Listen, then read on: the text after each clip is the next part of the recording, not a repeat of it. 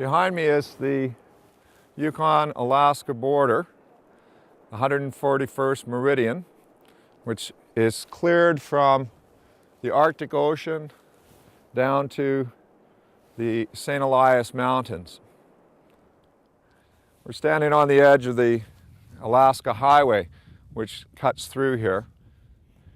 It's a popular stop for people to stop and have a look at little displays regarding the establishment of the boundary survey, which came through here in 1907 to 1912, cutting through this large vista separating the two countries.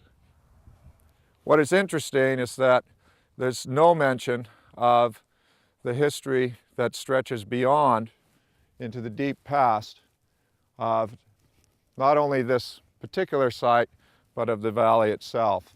At the time of the survey coming through, there was in fact a large Dene village sitting all across this hillside, known as the Sogatgai village. The native people living here were told that they would have to move to one side of the line or the other, be subjects of the United States or of Canada. Well, my name is David Johnny. I'm the chief of the White River First Nations. Been chief for approximately 9 years. My dad's name is White River Johnny. He was here before the road came through, you know, like he used to travel around. He said all over up in Asia and all those countries there. He said he walked and there was no road those days. It was all across country, and you know, everywhere they went, it was just foot power, and you know, and he was like a small little 5'3" probably, very, you know, not very tall, but he provided, you know, food for a lot of people, and a lot of people from Tok, Tenacross, all over come and see him. It was always Little John's camp. Like even when we were young, we used to go camp there and get 2-3 moose sometimes and dry it. Always been there. We knew that a lot of these areas were, because my dad said, you know, there's look out here, look out there, you know, all the way down Beaver Creek, up to Sardo. And, you know, he said that's where your people used to live, you know, travel back and forth, and they hunt.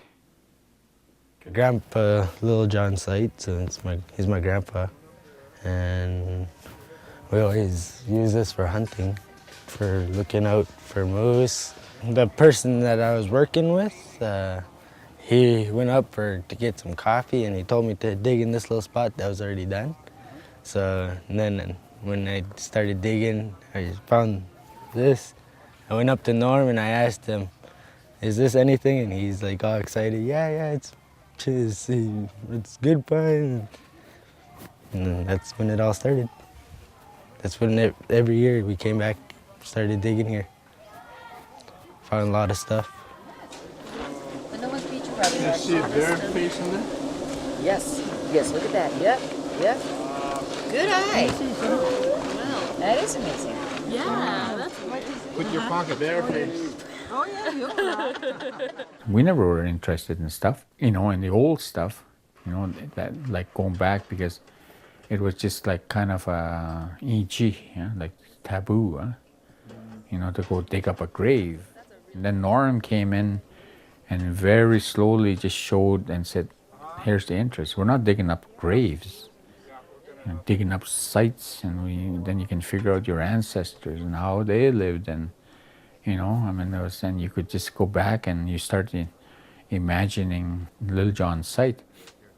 We're in the Beringia, and there's a big ice wall, like from Dry Creek down, and there's animals running around here, but there's one big ice wall over there. The thing I know is that it's a Chindata point, and it's the oldest in Yukon, I think, or Canada.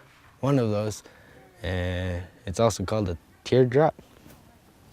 It looks shaped like a teardrop. It was used for spear, for killing animals. University students, they come up from the States. They have no idea how First Nations live. And by the time they leave in the fall, you know, they're They're speaking our language, some of them. And then we teach them, like when we kill moose, how to cut it up. We take them pot lodges, we do the whole route, the whole thing. We just give them everything, even moose cuts. When they look at it first, they just, and then as soon as by the end of summer, they say, well, if you guys kill moose, make sure your phone is up. It goes to show that even with just a little time period, like 4 months, we can teach these kids that just came out of university that, there's a whole different lifestyle out there. And now a lot of them say, well, we're going to come back up after we finish our studies. We want to work for you guys. We want to do this, because it's just totally different. And it's good. And me, I sit on the educational board, so now I try to bring that into, I want our history to go into our curriculum in school, like from K to 7 and up. We want to make sure that that part of history is in there, not Christopher Columbus saying, hey, there's Indians there, That's not history, Everybody is interested now, Even with a little piece of flake, just a little micro piece of flake, there's just like, before we look at it and it's just like, throw it away, There's no interest to us. Now, when you see some kind of flake or you see an odd shape rock or, like something out of place in that area, you go over and you investigate, and he brought that to us. He brought that to Northway, Tetlin Refuge. He made people turn around and say, hey, this is the way our ancestors used to live. It's good to know that. We got rained out on trying to get up to Negat Kai, and Tyler said, let's go up to 1216. Give the boys a little change of pace besides sitting around in this little cabin. Have a camping and stuff. And so we did, and I came up here and I was working with Tommy on linguistics. And Tommy goes, you should tell those boys to dig around here. They'll probably find something. Over 90% of the holes that they dug, they found stuff. The following year I had a field school. But I thought, the very first week, we'll dig around here because I know they'll find lots of stuff. At the end of the week, we had discovered our first Chindaden Point. We stayed here for the rest of the summer, and I've stayed here every summer since.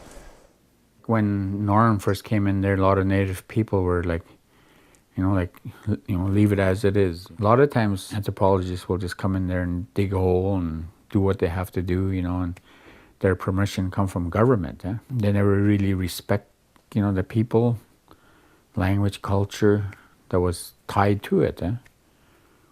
And when Norm came in, he, sure, he did some sites and stuff like that, but he was there. He was there to learn the culture, the language. He, in a sense, he became one of us. And we look at him now today as not as a white person, intruding on our rights and our lands and digging up our ancestors. We look at him as one of us. He's just like one of Dene. He's one of us. He took the time, even though it took years for him, in a sense, to get permission really to have a go at it. He just stuck it out. Someday, like I said, when he passed away, I'm going to bury him up 1216. But that was a joke between me and him, so.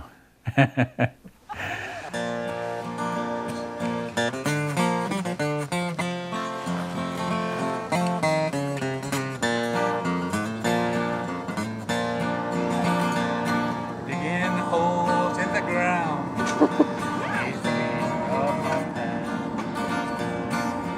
They'll see the life that they live. I will dig another hole just down the line. Yes, I'll show you how to dig.